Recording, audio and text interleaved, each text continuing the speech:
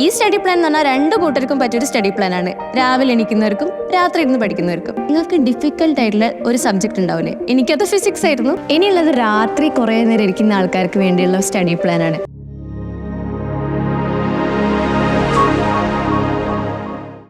Hi every one, ഞാൻ Fida, Alappuzha medical കോളേജിലെ 3rd year MBBS student ആണ്. അപ്പം നീറ്റിത് വളരെ അടുത്തെത്തിയിരിക്കുകയാണ്. അപ്പം ഇത്രയും ദിവസം കൊണ്ട് ഏറ്റവും ബെസ്റ്റ് സ്റ്റഡി പ്ലാൻ പറഞ്ഞുതരാനാണ് ഞാൻ നിങ്ങളടുത്ത് വന്നേക്കുന്നത്. സോ എന്തിനാണ് സ്റ്റഡി പ്ലാൻ? ഇത് കുറേ പേര് ചോദിക്കുന്ന ഒരു ക്വസ്റ്റ്യൻ ആണ്.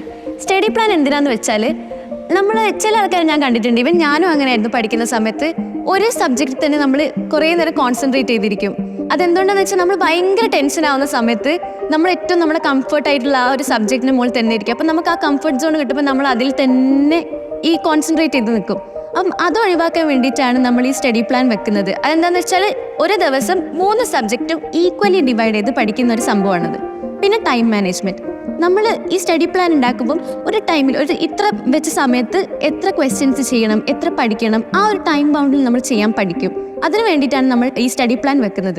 അപ്പോൾ ഫസ്റ്റ് ഓഫ് ഓൾ എനിക്ക് പറയാനുള്ളത്, നിങ്ങളൊരു പ്രത്യേകമായൊരു മെത്തേഡിലൂടെ പോകുന്നുണ്ടെങ്കിൽ അതൊരിക്കലും മാറ്റാൻ പാടില്ല. ഇപ്പം നിങ്ങൾക്ക് രാവിലെ എണീറ്റ് പഠിക്കുന്നതോ അല്ലെങ്കിൽ നിങ്ങൾക്ക് ഈ സബ്ജക്റ്റ് ഈ സമയത്ത് പഠിക്കണം, അങ്ങനെ കുറേ നിർബന്ധമുള്ള കുറേ ആൾക്കാരുണ്ടാവും. അങ്ങനെ ഒരു മെത്തേഡിൽ പോകുന്നുണ്ടെങ്കിൽ ഒരിക്കലും ഞാൻ പറയുന്നത് കൊണ്ട് ആ ഒരു മെത്തേഡ് മാറ്റാൻ നിൽക്കരുത്.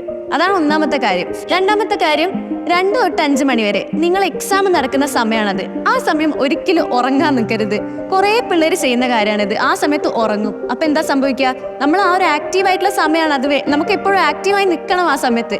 അപ്പം നമ്മൾ ഉറങ്ങിക്കഴിഞ്ഞാൽ എന്താ സംഭവിക്കുക? എല്ലാ ദിവസവും നമ്മൾ ഇനാക്റ്റീവ് ആയിക്കൊണ്ടിരിക്കും. അപ്പം അങ്ങനെ ഒരിക്കലും നമ്മൾ ചെയ്യാൻ പാടില്ല. എല്ലാ ദിവസവും നല്ല ആക്റ്റീവായി ആ സമയത്ത് മോക്ക് ടെസ്റ്റ് ചെയ്യണം.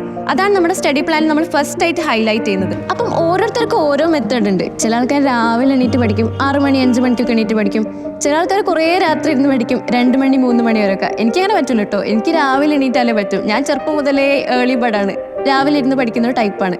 അപ്പം ഈ സ്റ്റഡി പ്ലാൻ എന്ന് പറഞ്ഞാൽ രണ്ട് കൂട്ടർക്കും പറ്റിയൊരു സ്റ്റഡി പ്ലാൻ ആണ്. രാവിലെ എണീക്കുന്നവർക്കും രാത്രി ഇരുന്ന് പഠിക്കുന്നവർക്കും. അപ്പോൾ രാവിലെ എണീക്കുന്ന ഒരാളാണെന്ന് വെച്ചോ, ഒരു 5 മണി 6 മണിക്കൊക്കെ അവരെന്തായാലും എണീക്കൂലേ. ആ ടൈം നമ്മൾ ഒരിക്കലും ഭയങ്കര ഡിഫിക്കൽട്ട് ആയിട്ടുള്ള സബ്ജക്റ്റോ അങ്ങനെ ഒന്നും നോക്കരുത്. നമുക്ക് ഏറ്റവും കംഫർട്ടബിൾ ആയിട്ടുള്ള ഒരു സബ്ജക്റ്റ് ഉണ്ടാവില്ലേ, അതെടുത്ത് പഠിക്കുക. എനിക്കത് ബയോളജി ആയിരുന്നു. അപ്പം ഞാൻ ഫസ്റ്റ് തന്നെ ഒരു ഡേ തുടങ്ങുമ്പോൾ തന്നെ ബയോളജിയിലായിരുന്നു സ്റ്റാർട്ട് ചെയ്യാറ്. അപ്പം നിങ്ങളും അങ്ങനെ ചെയ്യണം. നിങ്ങൾക്ക് ഏറ്റവും കംഫർട്ടബിൾ ആയിട്ടും ഏറ്റവും ഈസി ആയിട്ടുള്ള ഒരു സബ്ജക്റ്റ് ഉണ്ടാവില്ലേ, അതിൽ തുടങ്ങുക. എന്നിട്ട് അതിനുശേഷം ഒരു ചായയൊക്കെ കുടിക്കുന്ന ഒരു സമയമാവില്ലേ, നമുക്കൊരു 9 മണി ബ്രേക്ക്ഫാസ്റ്റ് ഒക്കെ കഴിക്കുന്ന സമയം. ആ ടൈം നിങ്ങളൊരു 1/2 മണിക്കൂർ 1 മണിക്കൂറൊക്കെ ബ്രേക്ക് എടുത്തോ. കാരണം നിങ്ങൾക്ക് ആ ഒരു സമയം മാത്രമേ ബ്രേക്ക് എടുക്കാൻ പറ്റൂ. അപ്പോൾ ആ സമയം നിങ്ങൾ ബ്രേക്ക് എടുത്തിട്ട് അതിനുശേഷം ആ സമയം മുതൽ ഒരു ഉച്ച വരെയുള്ള സമയം ഉണ്ടാവില്ലേ, നിങ്ങൾക്ക് ഡിഫിക്കൽട്ട് ആയിട്ടുള്ള ഒരു സബ്ജക്റ്റ് ഉണ്ടാവില്ലേ. എനിക്കത് ഫിസിക്സ് ആയിരുന്നു. ആ സബ്ജക്റ്റ് നിങ്ങൾ പഠിക്കുക. അപ്പം നിങ്ങൾക്ക് എന്താണെന്ന് വെച്ചാൽ ഈസി ആയിട്ടുള്ള സബ്ജക്റ്റ് പഠിച്ചപ്പോൾ നിങ്ങൾക്ക് മൈൻഡിലൊരു കോൺഫിഡൻസ് ഒക്കെ വന്നിട്ടുണ്ടാവില്ലേ. അതിനുശേഷം ഒരു ഡിഫിക്കൽട്ട് സബ്ജക്റ്റ് പഠിക്കുമ്പോൾ ആ ഒരു കോൺഫിഡൻസിൽ നിങ്ങൾക്ക് മുന്നോട്ട് മൂവ് ചെയ്യാം. അപ്പോൾ അതിന് വേണ്ടിയാണ് ആ ടൈം ഡിഫിക്കൽട്ട് ആയിട്ടുള്ള ഒരു സബ്ജക്റ്റ് നോക്കണമെന്ന് പറയുന്നത്. അതിനുശേഷം എന്ത് ചെയ്യണം? നിങ്ങൾ ഉച്ചയ്ക്ക് ഫുഡൊക്കെ കഴിച്ചു കഴിഞ്ഞിട്ട് ഒന്ന് സമാധാനത്തിൽ റിലാക്സ് ഒക്കെ ചെയ്തിട്ട് ഒരു 2 മണിയാകുമ്പം 2 മണി തൊട്ട് 5 മണി വരെ മോക്ക് ടെസ്റ്റ് എഴുതുക. ഈ മോക്ക് ടെസ്റ്റ് കറക്റ്റ് ടൈം വെച്ചിട്ട് ഒട്ടും ചീറ്റിംഗ് ഒന്നും ഇല്ലാതെ വേണം ചെയ്യാൻ. അവിടെ ഇവിടെ ഒന്നും നോക്കി എഴുതരുത്. കറക്റ്റ് നിങ്ങൾ എങ്ങനെയാണ് എക്സാം എഴുതുന്നത് ആ രീതിയിൽ OMRലൊക്കെ മാർക്ക് ചെയ്തിട്ട് വേണം എഴുതാൻ. ആ ടൈം കറക്റ്റായിട്ട് ടൈം മാനേജ് ഒക്കെ ചെയ്യുമ്പോൾ നിങ്ങൾ ഓരോ ദിവസം നിങ്ങൾ അറിയാതെ ഇമ്പ്രൂവ് ആകും. ഒരു 2 മണി തൊട്ട് 5 മണി വരെ നമ്മൾ ഇങ്ങനെ ചെയ്യുമ്പോഴുള്ള ഗുണം എന്താണെന്ന് വെച്ചാൽ, ആ സമയം നമ്മൾ എക്സാം എഴുതാൻ പോകുമ്പോൾ ഭയങ്കര ആക്റ്റീവ് ആവും. നമ്മുടെ ഒരു മൈൻഡ് അതിനോട് അഡാപ്റ്റ് ആയി വരും. അപ്പോൾ അതിനു വേണ്ടിയാണ് ഇങ്ങനെ ചെയ്യുന്നത്. പിന്നെ നമ്മൾ ടൈം മാനേജ്മെൻറ്റ് വളരെ നന്നായി പഠിക്കും. ഞാൻ ശരിക്കും അങ്ങനെയാണ് ടൈം മാനേജ്മെൻറ്റ് പഠിച്ചത്. ശരിക്കും നമ്മൾ ഓരോ മിനിറ്റും ഓരോന്നും വെച്ച്, അതുപോലെ തന്നെ ഏത് സബ്ജക്റ്റിൽ നമ്മൾ തുടങ്ങണം, ഏത് സബ്ജക്റ്റ് നടുവിൽ എഴുതണം, അങ്ങനെ ഓരോന്നും കറക്റ്റായി നമ്മൾ പഠിക്കും. അതുപോലെ തന്നെ പണ്ട് എനിക്കുള്ള ഏറ്റവും വലിയ മിസ്റ്റേക്ക് ആയിരുന്നു OMRൽ ഒരൊറ്റയടിക്ക് എല്ലാം കൂടെ പോയിട്ട് ബബിൾ ചെയ്യുക. അത് പിന്നീട് ഞാനിങ്ങനെ മോക്ക് ടെസ്റ്റ് ഒക്കെ എഴുതുമ്പോൾ എനിക്ക് മനസ്സിലായി, അവസാനം നമുക്ക് എന്തെങ്കിലും ഒരു തെറ്റ് ഇടയ്ക്ക് വെച്ച് ഒരു ക്വസ്റ്റ്യനിൽ മാറിപ്പോയാൽ ഫുൾ അങ്ങ് താഴെ തെറ്റിപ്പോവും. അപ്പം നമ്മൾ എത്ര മാർക്കാണ് പോകുന്നത്. അപ്പം അങ്ങനെയൊക്കെ നമ്മൾ തെറ്റുകൾ മനസ്സിലാവും. ഇങ്ങനെ ചെയ്താൽ ഇങ്ങനെ പാടില്ല, അങ്ങനെയൊക്കെ നമ്മൾ പഠിക്കും. അപ്പോൾ ഈ 2 മണി തൊട്ട് 5 മണി വരെ നമ്മുടെ ഈ ടൈമാണ്. ഇനി 5 മണിക്ക് ശേഷം നമ്മൾ ഇതിലുണ്ടാക്കിയ എല്ലാ മിസ്റ്റേക്സും അതൊക്കെ വർക്കൗട്ട് ചെയ്യുന്ന ടൈമാണ്. അതായത് എവിടെയൊക്കെ എന്തൊക്കെ തെറ്റാ വന്നത്, പിന്നെ കാൽക്കുലേഷൻ മിസ്റ്റേക്സ് ഉണ്ടാവും, പിന്നെ ഈ നമ്മൾ കെയർലെസ് ആയിട്ട് ഉണ്ടാക്കുന്ന കുറേ മിസ്റ്റേക്സ് ഉണ്ടാവും. എന്ന് വെച്ചാൽ ചിലപ്പോൾ നമ്മൾ ഓപ്ഷൻസ് വായിക്കാതെ വന്നേക്കാം. ഇപ്പം 2.34 എന്നാണ് ഒരു ആൻസർ എന്നുണ്ടെങ്കിൽ ഞാനത് ചിലപ്പോൾ മിക്കവാറും 2.3 കണ്ടാൽ അപ്പം തന്നെ പോയി ഡിവിഷൻ 2.3 കിട്ടി അപ്പം തന്നെ പോയിട്ട് ആ ഓപ്ഷൻ ബബിൾ ചെയ്യും. അപ്പോൾ അങ്ങനെ കുറേ തെറ്റൊക്കെ നമുക്ക് കണ്ടുപിടിക്കാൻ പറ്റും. അപ്പം എക്സാം കഴിഞ്ഞൊരു 1-1.5 മണിക്കൂറൊക്കെ നമ്മൾ മെല്ലെ നല്ല റിലാക്സ് ആയിട്ട് ഇതിന് വർക്കൗട്ട് ചെയ്ത് തീർക്കുക എവിടെയൊക്കെ തെറ്റ് വന്നത്. അതിനുശേഷം ചെറുതായൊന്ന് റിലാക്സ് ഒക്കെ ചെയ്ത് 1 മണിക്കൂറൊക്കെ റിലാക്സ് ആക്കി എന്ത് ചെയ്യുക, അടുത്ത സബ്ജക്റ്റിലോട്ട് കയറാം. നമുക്കൊരു സബ്ജക്റ്റ് കൂടെ പെൻഡിങ് കിടക്കുന്നുണ്ട്, ആ സബ്ജക്റ്റ് രാത്രി വരെ ഇരുന്ന് പഠിക്കാം. അപ്പം രാവിലെ തൊട്ട് രാത്രി വരെ ഉള്ളതായില്ലേ, നിങ്ങളൊരു 11 മണിക്കൊക്കെ പിന്നെ കിടന്നുറങ്ങിക്കോളൂ. അപ്പം 6 മണിക്കൂർ ഉറങ്ങണം. 6 മണിക്കൂർ ഉറങ്ങാതിരിക്കരുത്.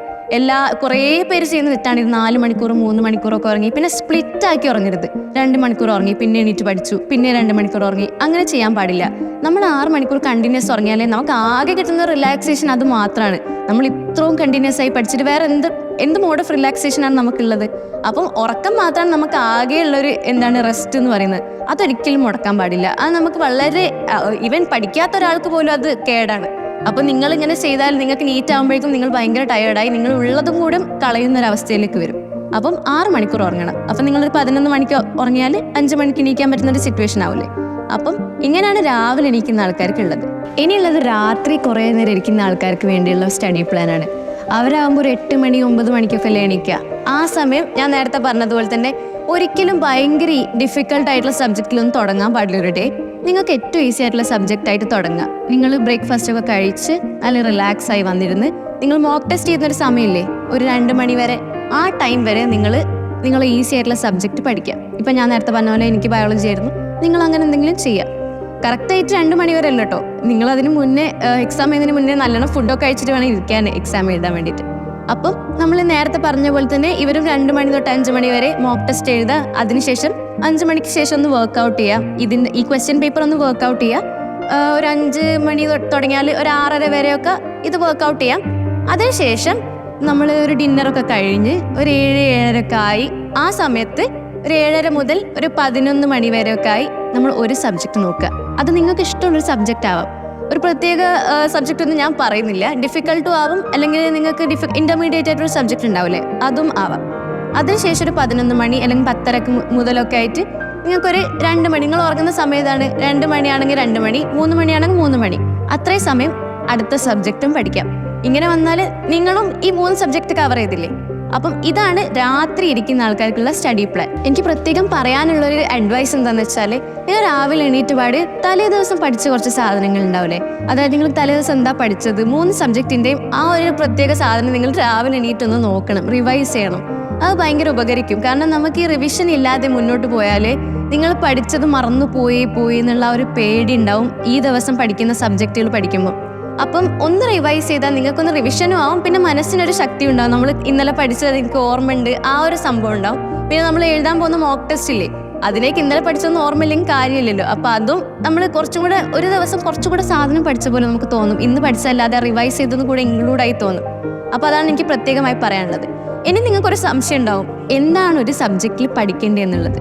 അപ്പം ഞാൻ ഏതൊക്കെ സമയം എന്തൊക്കെ പഠിക്കണം എന്നൊക്കെ നിങ്ങൾക്ക് പറഞ്ഞു തന്നു. പക്ഷെ എങ്ങനെ പഠിക്കണം? എൻ്റെ അടുത്ത് കുറേ പേര് ഇത് വന്ന് ചോദിക്കുന്നതാണ്, എങ്ങനെ പഠിക്കണം ചേച്ചി, ബയോളജി എങ്ങനെ പഠിക്കണം, ഫിസിക്സ് ക്വസ്റ്റ്യൻ മാത്രം ചെയ്താൽ മതിയോ, അങ്ങനെ ചോദിക്കുന്ന കുറേ പേരുണ്ട്. അപ്പം ഓരോ സബ്ജക്റ്റിലും എന്താണ് പഠിക്കേണ്ടത് എന്നുള്ള ഒരു സംഭവം നമ്മൾ വേറൊരു വീഡിയോ ചെയ്യാവുന്നതാണ്. അപ്പം അടുത്ത വീഡിയോ വരെ ബൈ.